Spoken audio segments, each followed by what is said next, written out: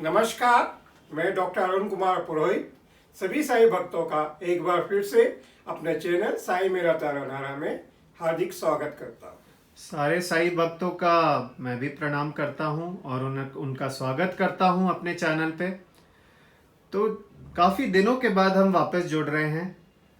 तो आज मैं आपसे ये पूछना चाहता हूं कि इतने दिनों बाद जब हम वापस सारे साईं भक्तों के साथ जुड़ रहे हैं, तो आज आप सारे साईं भक्तों के साथ क्या शेयर करने वाले हैं? जी हाँ, मैं आज आपके साथ अपने और नए अनुभव शेयर करूँगा। जैसा कि मैं अपने पिछले वीडियोस में बता चुका हूँ कि मेरे जीवन में अनेक तकलीफ़ें आई, अनेक कठिनाई आई, सब में से बाबा ने हमें बाहर निकाला। कभी बाबा खुद आके हमें उस कठिनाई से बाहर निकाले, कभी बाबा ने अपने स्वरूपों को, अपने दूतों को हमारे पास भेजा जिन्होंने हमारी तकलीफ़ों को दूर किया।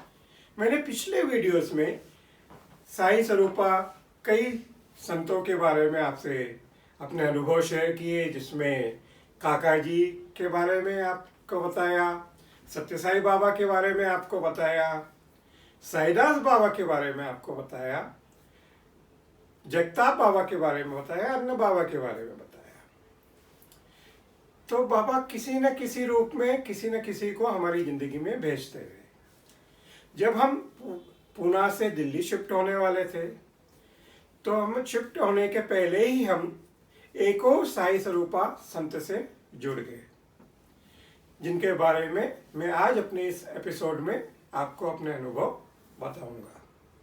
जी हाँ, मैं बात कर रहा हूँ वीना गुप्ता जी की, जिसे हम सब लोग प्यार से, इज्जत से वीना माँ कहते हैं। जिन साईं भक्तों को वीना माँ के बारे में नहीं मालूम है, तो मैं उनका एक ब्रीफ इंट्रोडक्शन आप सबको देना चाहता हूँ। वीना माँ जो है 1978 से बाबा से जुड़ी हुई थी। पहले वो काम करती थी, फिर 2003 में उन्होंने अपने घर से, जो सिद्धार्थ एक्सटेंशन दिल्ली में है, उन्होंने साईं अमृतवाणी का पाठ चालू किया। हर थर्सडे को सुबह 11 बजे साईं अमृतवाणी का पाठ होता है। फिर बाबा की मध्याह्न आरती होती है। उसके बाद सच्चरित्र का एक चैप्टर का पारायण होता है, जो माँ खुद बोल सुनाती है, उसका एक्सप्लेन करती है। उसके बाद जो है प्रसाद वितरण होता है। अब मैं आपको वीना माँ के बारे में बता दूं कि वीना माँ के ऊपर बाबा की असीम कृपा है।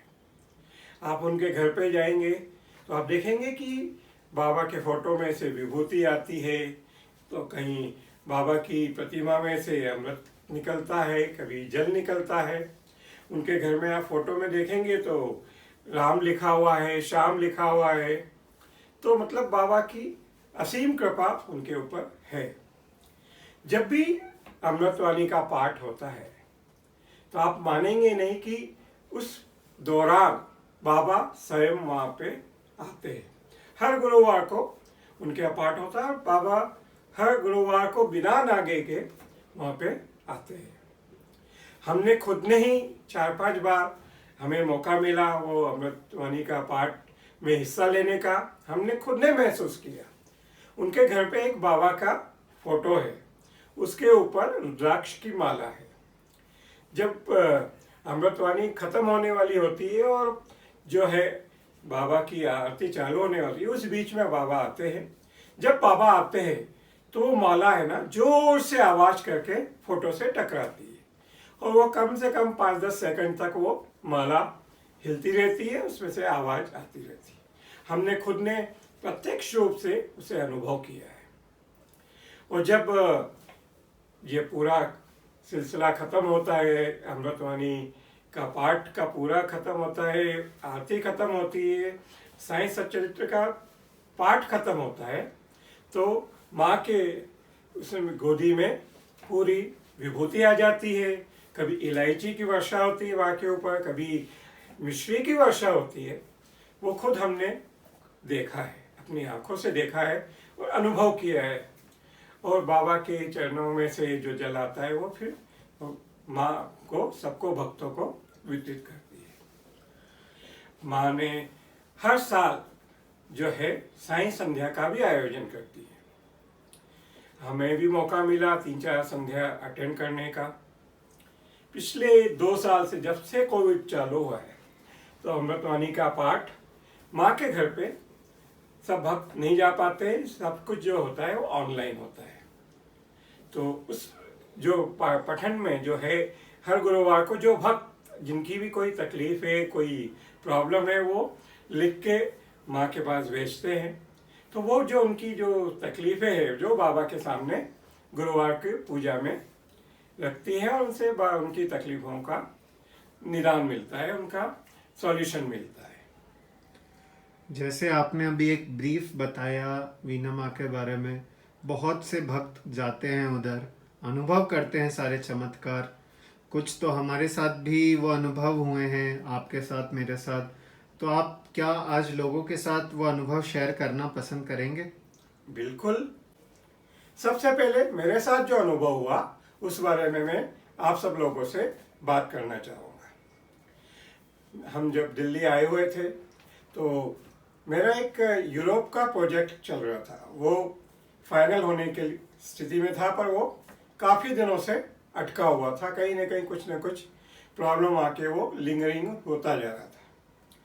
तो हमारी तो जो भी हमें जब भी परेशानी आती तो हमारी नज़र सिर्फ एक ही जगह जाती है, बाबा की तरफ। क्योंकि बाबा ने हमें अपने रूप में वीना माँ को हमसे जोड़ दिया था। तो हमने सोचा कि चलिए अपन जाके वीना माँ के पास जाते हैं और उनसे अपनी प्रॉब्लम बताते हैं। हम उनके यहाँ गए। यूजुअली क्या होता है कि 11 बजे अमृतवाणी चालू होती है, तो उसके पहले भक्त जाते हैं, जो अपनी परेशानी हो उनसे डिस्कस करके अपनी परेशानी बताते हैं। हमने भी जाके अपनी जो प्रॉब्लम थी उन्हें बताई, सब कुछ बताया कि मेरा प्रोजेक्ट अटका हुआ है, फिर मैंने वीज़ा के लिए भी अप्लाई किया हुआ है, वो भी अटका हुआ है, वो भी पूरा नहीं जल्दी हो पा रहा है। फिर हमने अमृतवाणी में भाग लिया। सब कुछ होने के बाद जब हम वापस आए, आप मानेंगे नहीं कि 1 वीक के अंदर मेरा प्रोजेक्ट क्लियर हो गया और आगे वाले वीक में हमारा जो वीज़ा का प्रॉब्लम था वो भी सॉल्व हो गया। जब सब कुछ अच्छे से हो गया तो हमने सोचा कि जाके बाबा को थैंक यू बोलना चाहिए, माँ को थैंक यू बोलना चाहिए। तो हम उनके घर गए। यूजुअली क्या होता है कि वहाँ पे जो है वीना माँ इंडिविजुअल प्रसाद लोगों का एक्सेप्ट नहीं करती है। वो क्या करती है कि जिनको भी प्रसाद चढ़ाना हो, कुछ भी चढ़ाना हो, तो वहाँ पे वो अपना पैसा दे देते हैं। तो वो एक शॉप है वहाँ पे उनके घर के पास में, उनसे उन्होंने टाई अप कर रखा है। तो वो जितने भक्त एवरेज आते हैं अमृतवाणी में, उस हिसाब से वो अपने पैकेट बनवा के मंगवा लेती है, जिससे कि वो जब अमृतवाणी का पाठ खत्म होने के बाद भक्त जाते हैं तो वो उनको प्रसाद वितरण कर देती है। तो हमने भी अपनी तरफ से प्रसाद के पैसे जमा किए और फिर जब अगले गुरुवार को हम गए, क्योंकि उस दिन हमारे तरफ से भी प्रसाद चढ़ना था, तो हम गए थे। तो हमने भी प्रसाद चढ़ाया था, हमने लड्डू का प्रसाद चढ़ाया। तो माँ क्या करती है कि यूजुअली जो भक्त अपने अपने प्रसाद चढ़ाते हैं उन सब के प्रसाद बाबा के सामने अमृतवाणी चालू होने के पहले रख देती है। तो सब अमृतवाणी का पाठ खत्म हुआ, सब कुछ खत्म होने के बाद जब माँ ने सब प्रसाद वहाँ से मंगवाया बाबा के सामने से, तो सबको दिखाया कि भाई किसका क्या प्रसाद है, सबसे पूछ के उनको उनका प्रसाद वितरण किया। तो जब लड्डू का देखा तो उन्होंने पूछा ये लड्डू किसने चढ़ाया? तो हमने बोला ये हमने चढ़ाया है। तो आप मानेंगे नहीं कि बाबा ने उस लड्डू का प्रसाद ग्रहण किया। उसमें खाया हुआ पूरा क्लियर निशान था और उसके अंदर से गणेश जी की प्रतिमा का दर्शन भी हो रहा था। तो मैं तो देख के एकदम बिल्कुल आत्मा तृप्त हो गई कि चलो बाबा ने हमारी मन की बात ग्रहण कर ली, हमारा प्रसाद स्वीकार कर लिया, हमारी भक्ति को स्वीकार कर लिया। ये आपने इतना बड़ा एक इंसिडेंट बताया कि मतलब आंखों देखी सामने बाबा ने कैसे प्रसाद ग्रहण किया, और जो चमत्कार हुआ कि मतलब इतने दिनों का अटका हुआ प्रोजेक्ट जो हमारे लिए काफ़ी बड़ा था उस वक्त, वो भी सफल हुआ। कई सारे इंसिडेंट्स मेरे भी हुए हैं, मतलब जो वीना माँ के पास जाने से सॉल्व हो गए, वो आप बताना चाहेंगे? जी हाँ। अ, तुमने जब है अपनी बीटेक पूरा किया तो तुम्हारे कॉलेज से तुम्हारा प्लेसमेंट हो गया था एरिक्सन ग्लोबल में। प्लेसमेंट तो हो गया, सब अच्छे से हो गया, पर जो ज्वाइनिंग डेट वो आप इन्फॉर्म नहीं कर रहे थे। वो 1 महीना हुआ, 2 महीने हुआ, 3 महीने हुआ। जब बहुत लंबा खींचने लगा तो तुम्हें भी चिंता हुई, हमें भी चिंता हुई कि भाई ऐसा कब तक चलेगा, हम कब तक इस भरोसे पे बैठे रहेंगे, दूसरी जगह अप्लाई नहीं करेंगे। तो जैसा कि मैं पहले बता चुका हूँ कि हर चीज़ का सॉल्यूशन हमें तो बाबा में ही नज़र आता है। तो मेरे साथ अनुभव हो चुका था मुझे अपना, तो मैंने कहा चलो अपन मिलके वीना माँ के पास चलते हैं और उन्हें अपनी प्रॉब्लम बताते हैं। तो हम गए, उन्हें बताया कि ऐसा ऐसा है कि प्लेसमेंट हो चुका है बच्चे का, पर इसका अभी तक कोई ज्वाइनिंग डेट वो लोग दे नहीं रहे। उसके बाद हमने अमृतवाणी का पाठ किया, आरती की, और जो है साई सच्चरित्र का चैप्टर का पठन सुना। जब सब होने के बाद, प्रसाद ले ग्रहण करने के बाद, जब हम वापस आए और अपने कार में बैठ ही रहे थे, आप मानेंगे कि नहीं कि उसी समय इसके पास मैसेज आया कि तुम्हारी ज्वाइनिंग डेट ये है। तो देखिए कितना चमत्कार कि सिर्फ हम अरदास करके बाहर ही निकले थे कि हमारी प्रॉब्लम सॉल्व हो गई। तो ये एक और चमत्कार हमें वीना माँ के यहाँ देखने को मिला। इसके बाद एक और चमत्कार भी तुम्हारे साथ ही हुआ, जो जब तुम मास्टर्स करके इटली से वापस आए तो तुम जॉब ढूंढ रहे थे। यूरोप में जॉब मिला था पर वीज़ा नहीं हो पाया तो वहाँ नहीं रहे, तो वापस आ गए थे। तो यहीं दिल्ली में जॉब ढूंढ रहे थे। 2 महीने हो गए। अच्छा, तुम्हारे मन पसंद के हिसाब से, जो हमारी क्वालिफिकेशन के हिसाब से जॉब नहीं मिल पा रहा था। तो तुम्हें चिंता हुई, तुमने बोला क्या करें पापा, कुछ क्या कर सकते हैं? तो हमने कहा चलो अपन चलते हैं, वीना माँ के पास चलते हैं, उनसे बात करते हैं, उन्हें अपनी परेशानी बताते हैं। तो उनके पास गए हम। जाने के मतलब अमृतवाणी चालू होने के आधे घंटे पहले हम पहुंच गए थे उनके पास। अपनी सब चीज़ आपने डिस्कस की। जाते समय तुम्हें मन में क्या लगा? तुमने केले खरीद लिए कि पापा ये लेके चलते हैं, अपन प्रसाद चढ़ा देंगे। जब केले लेके उन्होंने लेके गए, जब माँ ने देखा तुम्हारे हाथ में केले, तो बोले बेटा हम बाहर का प्रसाद तो एक्सेप्ट नहीं करते हैं, और क्योंकि तुम मन से लेके आए हो तो तुम ऐसा करो, बाबा के पास रख दो, प्रसाद के पास। ने प्रसाद के पास अपने केले का प्रसाद भी रख दिया।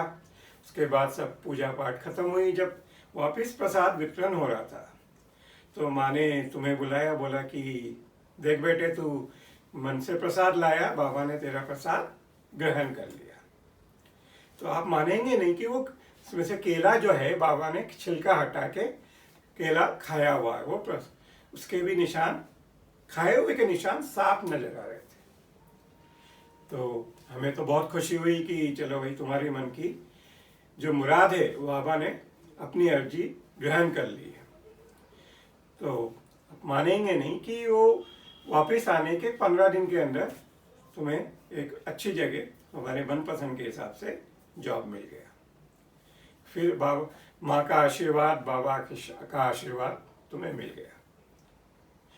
मैं सभी साईं भक्तों को ये बताना चाहता हूँ कि वीना माँ के यहाँ यदि किसी को कोई तकलीफ है, कोई परेशानी है, तो उनके पास आप अपना लेटर भेज सकती, ईमेल कर सकती है, उनके जीमेल एड्रेस पे ईमेल कर सकती है, व्हाट्सएप कर सकती है कि आपकी जो भी परेशानी है, आपका नाम, कहाँ के हैं आप, जो भी है, आपको ये लिखना पड़ेगा कि आप जो है अमृतवाणी का पाठ करेंगे, और ये सब अपने हिसाब से जो सामूहिक पारायण होता है उसमें भाग लेंगे, भले ही वो ऑनलाइन हो ऑफलाइन हो जैसा भी हो। तो माँ जो है गुरुवार के दिन बाबा के सामने अब सभी भक्तों की परेशानियां रखती हैं और उसका सॉल्यूशन उन भक्तों को मिलता है। ये आज आपने इतने सारे एक्सपीरियंसेस शेयर किए हमारे साथ, बाकी लोगों को भी ये पता चलेगा कि कितने लोग हैं, सज्जन हैं आज भी इंडिया में, और जो साईं बाबा से जुड़े हुए हैं और इतना अच्छा कार्य कर रहे हैं बाकी लोगों के लिए। ये सब लोगों को इसके बारे में जानना बहुत ज़रूरी है, क्योंकि लोगों के पास बहुत प्रॉब्लम है और ढूंढते बहुत हैं लेकिन हमेशा गाइड नहीं हो पाते और गलत जगह पे जाके फंस जाते हैं। तो ये गाइडेंस मिलना बहुत ज़रूरी है कि सही पाथ पे जाना और सही लोगों से मिलना, ये बहुत ज़रूरी बात है जो आज आपने एक और बताया। आने वाले एपिसोड में आप क्या शेयर करने वाले हैं? मैंने अभी तक अपने साथ जो बाबा के साथ जो अनुभव है वो आप लोगों के साथ शेयर किए। जैसे कि सभी साईं भक्त जानते हैं कि बाबा दत्तावतार थे। हमारा सौभाग्य है कि हमें बाकी भी दत्तावतार के दर्शन करने का, उनकी जगह जाने का, उनके स्थान पे जाने का मौका मिला। जैसे कि हम अक्कलकोट महाराज के यहाँ गए, हम फिर दत्त भगवान की खुद की जगह, उनकी खुद के जो है प्लेस है गांगापुर, वहाँ जाने का हमें मौका मिला। फिर हमें पंढरपुर जाने का मौका मिला, हमें तुलजापुर भवानी जाने का मौका मिला। तो वहाँ हमारे साथ क्या क्या अनुभव हुए वो मैं आपके साथ अगले एपिसोड में शेयर करूँगा। जब तक आप हमारे साथ जुड़े रहिए, बाबा का नाम लेते रहिए, साईं नाम जपते रहिए और हमारे वीडियो को लाइक कीजिए, शेयर कीजिए, और यदि आपने सब्सक्राइब नहीं किया है तो बेल आइकन को दबाइए। और जल्दी ही हम वापस आपसे जुड़ेंगे। तब तक के लिए ओम साई राम।